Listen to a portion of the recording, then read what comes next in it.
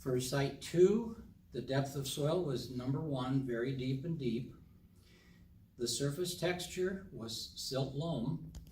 This was a light silt loam, probably the lowest clay that we'll see in a silt loam. And it was, so that's number 3, medium. The permeability was silt loam, and so it's a number 3, moderate. Now for the slope was tricky here because it was only 50 feet apart. So you had to remember to double your slope.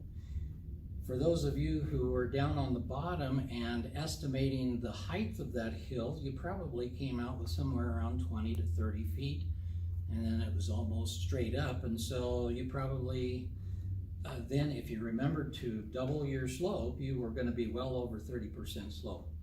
The actual, how many of you came out with something between 45 and 50% slope?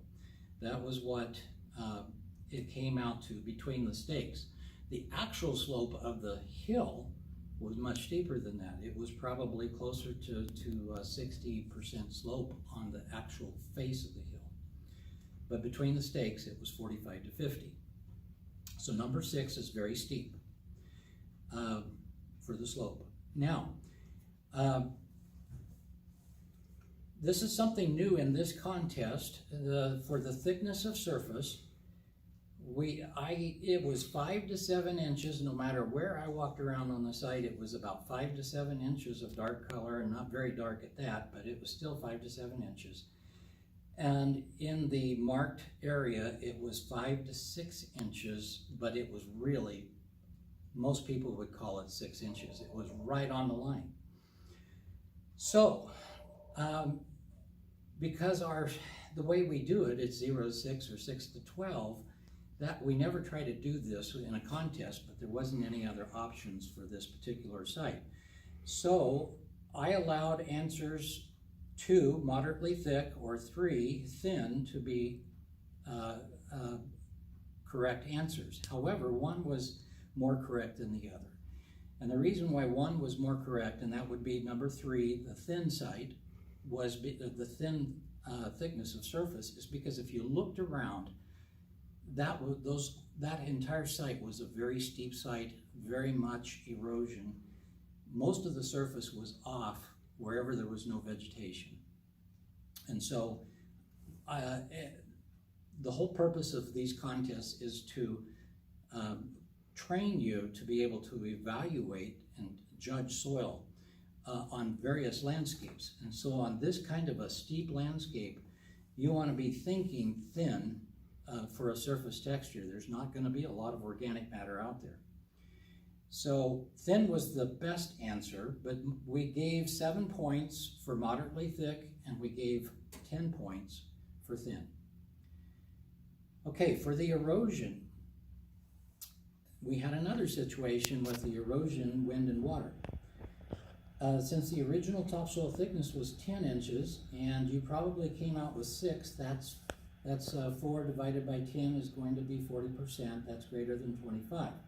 So normally we would have marked moderate erosion. However, in the guidebook, there's several paragraphs talking about the frequency of gullies. And so if you noted, there was at least 2 gullies, a very large gully with a bunch of trees laying in it already, and then there was the gully that you walked up and down the path to get to the top, from the top to the bottom and back up to the top again. And that one was created by cattle. So those 2 gullies are less than 100 feet apart, and that makes it frequent gullies. And frequent gullies will normally make it either a severe or a very severe. And I would lean towards the severe because we still have just moderate erosion under the grass. So the 2 answers that I gave points for was moderate and severe. 12 points for moderate, but 15 points for severe. If you were sharp enough to remember that paragraph that talked about frequency of gullies. This is the first time that I've ever made note of that in a contest and put it into this contest. Look for this in state contests and national contests. That would be a very good question. That would be a very good trick to try to separate out the people, the contestants. So, moving on to the land capability class. The land capability class, because it's over 30%, makes it a number 7, class 7. Moving on to part 3. The land capability class would be number 6, permanent vegetation. The land treatments that we would want to use for rangeland would be prescribed burning, number 18, mow and spray for weed control, number 19. How many of you found musk thistle out there? There was at least 2 plants of musk thistle. There may have been more, but I found 2. One was at the bottom of the hill, a large plant, and just right on the line. It was just like a foot inside the line of the plot.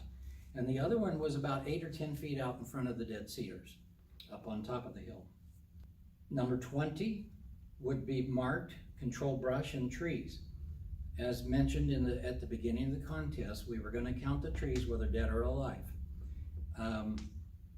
since they were on site yet. These were pretty good sized trees, with some of them had 4 and 5, 6 inch trunks at the base. So let's go on. We would want to mark number 24, graze, to utilize up to 60% of the forage production.